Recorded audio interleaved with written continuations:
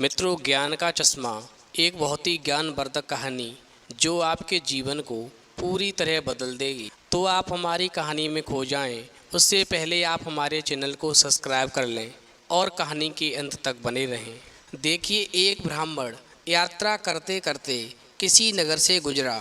बड़े बड़े महल और अट्टालिकाओं को देख कर के ब्राह्मण भिक्षा मांगने गया, किंतु किसी ने भी उसे 2 मुट्ठी अन्न नहीं दिया।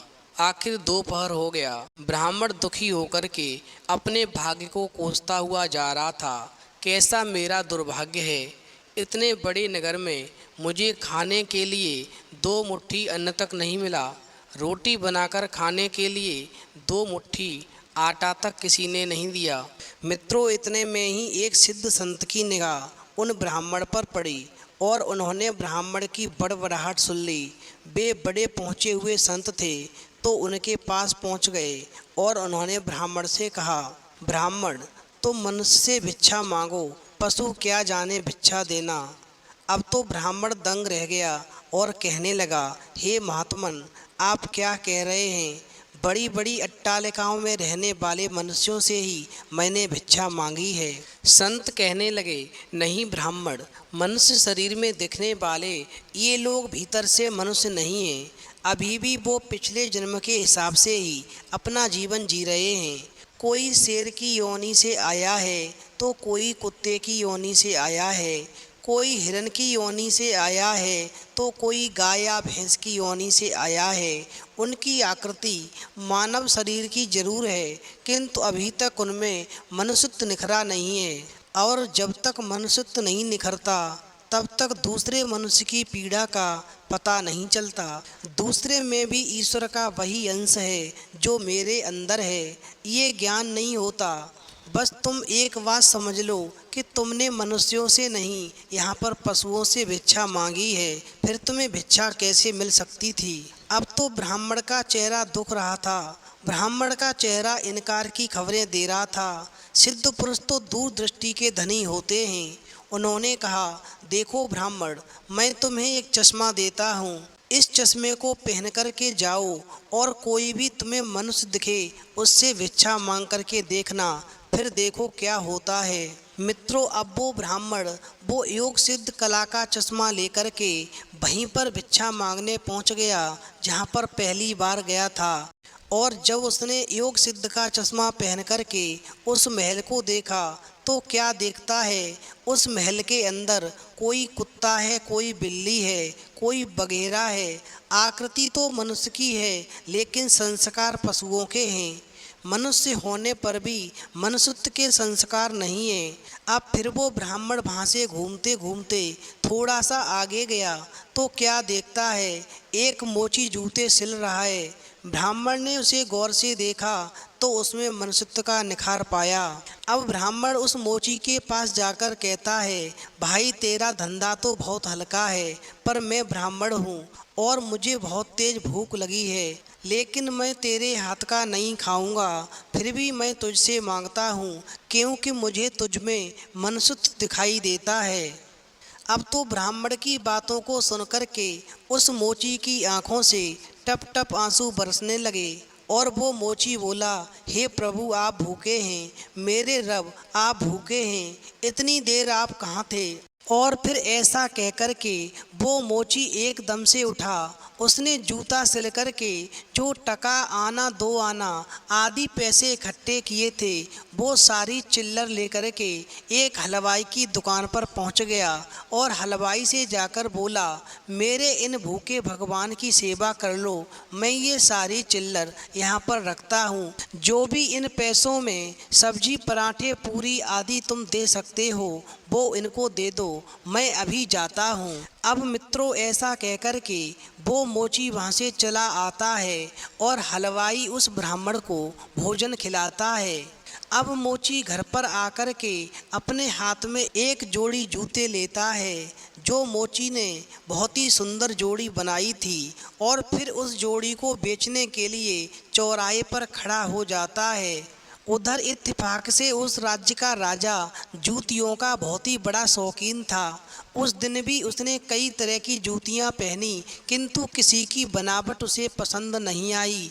तो किसी का नाप उसे पसंद नहीं आया। 2-5 बार प्रयत्न करने पर भी राजा को कोई जूते पसंद नहीं आए। तो राजा मंत्री से क्रोध में आकर बोला, अगर इस बार ढंग की जूती लाया तो जूती वाले को इनाम दूंगा, और ठीक नहीं लाया तो मंत्री के बच्चे तेरी ही खबर लूँगा। मित्रों, देव योग से मंत्री की नज़र उस मोची के रूप में खड़े हुए असली मानव पर पड़ गई, जिसमें मानवता खिली थी, जिसकी आंखों में कुछ प्रेम के भाव थे, चित्त में दया करुणा थी। फिर मंत्री ने मोची से जूती ले ली और राजा के पास ले गया। मित्रों, राजा को वो जूती एकदम से फिट आ गई, मानो वह जूती राजा के ही नाप की बनी थी। अब तो राजा ने कहा, ऐसी जूती तो मैंने पहली बार पहनी है, ये किस मोची ने बनाई है? तो मंत्री बोला, हुजूर ये मोची बाहर खड़ा है। तो राजा ने कहा, ठीक है, मोची को अंदर बुलाओ। मित्रों, मोची को बुलाया गया। उसको देख कर के राजा की भी मानवता थोड़ी खिली। राजा ने कहा, 500 रुपये की तो ये जूती है, और जूते बनाने वाले के 500 रुपये इनाम के हैं। इस प्रकार तुम्हें मैं कुल 1000 रुपये देता हूँ। अब मोची कहने लगा, राजा साहब तनिक ठहरिए, ये जूती मेरी नहीं है, जिसकी है उसे मैं अभी लेकर के आता हूँ। अब मोची जाकर के विनय पूर्वक ब्राह्मण को राजा के पास लेकर आता है और राजा से कहता है, राजा साहब ये जूती मेरी नहीं, ये इन ब्राह्मण की जूती है। अब तो राजा को आश्चर्य हुआ और राजा कहने लगा, ये तो ब्राह्मण है, इसकी जूती ये कैसे है? तो राजा ने ब्राह्मण से पूछा, तो ब्राह्मण ने कहा, मैं तो ब्राह्मण हूँ, यात्रा करने निकला हूँ। तो राजा कहता है, मोची जूती तो तुम बेच रहे थे, फिर इस ब्राह्मण ने जूती कब खरीदी और कब बेची? अब राजा की बात को सुनकर के मोची कहने लगा, राजन मैंने मन में ही संकल्प कर लिया था कि जूती की जो भी रकम आएगी वो इन ब्राह्मण देव की होगी। जब रकम इनकी है तो मैं इन रुपयों को कैसे ले सकता हूँ, इसलिए मैं इन्हें लेकर के आया हूँ। न जाने किसी जन्म में मैंने दान करने का संकल्प लिया होगा और मैं मुकर गया हूँगा, तभी तो ये मोची का चोला मुझे मिला है, और यदि मैं इस बार भी मुकर गया तो ना जाने मेरी फिर कैसी दुर्गत होगी। इसीलिए राजन ये रुपए मेरे नहीं हुए, मेरे मन में आ गया था कि इस जूती की रकम इनके लिए होगी। फिर 500 रुपये मिलते तो भी ब्राह्मण के होते, और 1000 रुपये मिल रहे हैं तो भी ये सारे रुपए इन्हीं ब्राह्मण के हैं। ये रुपए देख कर के मेरा मन बेईमान हो सकता था, इसीलिए मैंने रुपयों को नहीं छुआ और असली अधिकारी यानी इन ब्राह्मण को लेकर आ गया। ये 1000 रुपये आप इन ब्राह्मण को दे दो। मित्रों, राजा ने आश्चर्यचकित होकर के ब्राह्मण से पूछा, ब्राह्मण मोची से तुम्हारा परिचय कैसे हुआ? तो ब्राह्मण ने सारी आप बीती कथा सुनाई और उस सिद्ध पुरुष के चश्मे के बारे में भी बताया, और कहा, हे राजन, मैंने तुम्हारे राज्य में चारों तरफ घूम करके देख लिया। तुम्हारे राज्य में तो पशुओं का भंडार है, जिधर भी देखो उधर पशु ही पशु नजर आते हैं। मनुष्यत्व का विकास तो केवल इस मोची के ही अंदर नजर आया। अब तो राजा ने कौतूहलवश कहा, लाओ ये चश्मा जरा हमें भी दिखाओ, हम भी देखते हैं। क्या हमारे राज्य में चारों ओर मनुष्य नहीं जानवर बसते हैं? अब मित्रों, इस प्रकार राजा ने जब वो योग सिद्धि का चश्मा लगाकर देखा तो दरबार में राजा को कोई सियार दिखा तो कोई हिरन दिखा, कोई बंदर दिखा तो कोई रीछ दिखा। ये सब देख कर के राजा दंग रह गया और कहने लगा, ये तो पशुओं का दरबार भरा पड़ा है। अब राजा मन में सोचने लगा, ये सब यदि जानवर का जीवन जी रहे हैं तो फिर मैं कौन हूँ? फिर राजा ने एक आईना मंगवाया और आईना में जब अपना चेहरा देखा तो उसे अपना चेहरा एक शेर का दिखाई पड़ा। फिर शेर का चेहरा देख कर के राजा को बहुत ही आश्चर्य हुआ। उसे आश्चर्य की सीमा नहीं रही और मन में सोचने लगा, ये सारे जंगल के प्राणी और मैं जंगल का राजा शेर, यहाँ भी इनका राजा बन बैठा हूँ। फिर राजा ने ब्राह्मण से कहा, ब्राह्मण देव योगी महाराज का ये चश्मा तो बहुत ही गजब का है, मगर ये योगी महाराज मुझे कहाँ मिलेंगे। तो ब्राह्मण कहने लगा, वो तो कहीं चले गए, लेकिन ऐसे महापुरुष कभी कभी ही और बड़ी कठिनाई से मिलते हैं। श्रद्धावान ही ऐसे महापुरुषों से लाभ उठा पाते हैं। बाकी तो जो मनुष्य के चोले में पशु के समान हैं, वे महापुरुष के निकट रहकर भी अपनी पसता को नहीं छोड़ पाते। फिर ब्राह्मण ने आगे कहा, राजन अब तो बिना चश्मे के भी मनुष्यत्व को परखा जा सकता है। व्यक्ति के व्यवहार को देखकर ही पता चल जाता है कि वो किस योनि से आया है। हमेशा ध्यान रखना, एक मेहनत करे और दूसरा उस पर हक जताए तो समझ लो वो सर्प योनि से आया है, क्योंकि बिल खोदने की मेहनत तो चूहा करता है, लेकिन सर्प उसको मार कर के अपनी ताकत के बल पर अपना अधिकार जमा लेता है। अब इस चश्मे के बिना ही विवेक का चश्मा काम कर सकता है। दूसरों को देखने से पहले हमें स्वयं अपने आप को देखना चाहिए कि हम सर्प योनि से आए हैं या शेर की योनि से आए हैं, या सचमुच में हमें मनुष्यता खिली है। यदि पछता बाकी है तो वह भी मनुष्यता में बदल सकती है, और हमें पछता को निकाल करके मनुष्यता में जीवन जीना चाहिए। और हमें अपने बच्चों के अंदर भी ऐसे संस्कार डालने चाहिए कि उनके अंदर भी पछता भरा जीवन न रहे और मनुष्यता उनके अंदर हमेशा खिलती रहे।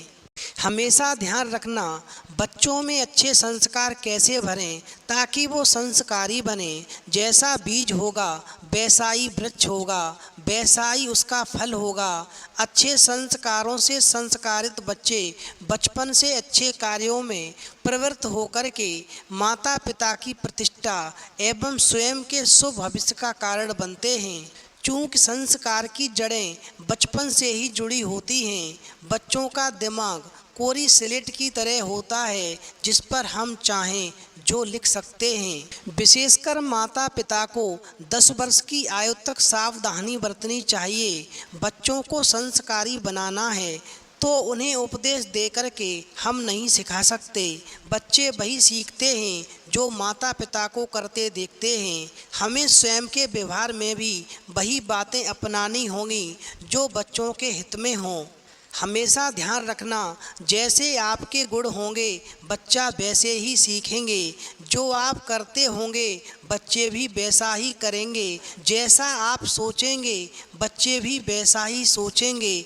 इसलिए हमेशा ध्यान रखना, आप उन गुणों को और संस्कारों को सबसे पहले अपने अंदर लाइए जिन गुणों और संस्कारों से आप बच्चों का श्रृंगार करना चाहते हैं। आगे ध्यान रखना, इसी उम्र में बच्चों को जो भी सिखाएंगे, जैसा सिखाएंगे वैसा वो ग्रहण कर लेते हैं। इसीलिए बच्चों को बहुत ही प्यार से धीरे धीरे छोटे छोटे निर्देश दे कर के उनके व्यवहार में तब्दीली लाई जा सकती है। और हर बच्चा अपने आप में अलग और अनोखा होता है। आपने देखा होगा आज कितने ही बच्चे बड़े होने के बाद में अपने माँ बाप को घर से निकाल देते हैं, मगर सोचा है आखिरकार ऐसा क्यों होता है? क्योंकि माँ बाप अपने बच्चों के बीच में उस प्यार को नहीं जोड़ पाते। वो सिर्फ उनको पालते रहते हैं, कभी प्यार से पुचकारते भी नहीं। सिर्फ पालने से या खिलाने से आप कभी किसी दूसरे इंसान का दिल नहीं जीत सकते हैं। हमेशा ध्यान रखें, आप अपना कीमती समय बच्चों के बीच में व्यतीत करें। जब एक बच्चा अपने माँ बाप के साथ में गहराई से जुड़ता है, जब बच्चा आपके साथ घूमता है और खूब सारी बातें करता है, आपके साथ में खेलता है, तो उसको आपके साथ रहना, घूमना, बातें करना बाकी और चीज़ों से सबसे ज़्यादा अच्छी लगती हैं। और फिर वो दिल से अपने माँ बाप और दूसरे लोगों से हमेशा प्यार करता है और उनका आदर करता है। तो मित्रों, मेरा आपसे इतना ही कहना है कि अपने बच्चों के अंदर मनुष्यत्व पैदा करें, अच्छे संस्कार पैदा करें, जिससे बुढ़ापे में वो आपका सहारा बन सकें और हमेशा आपका और दूसरों का सम्मान करते रहें।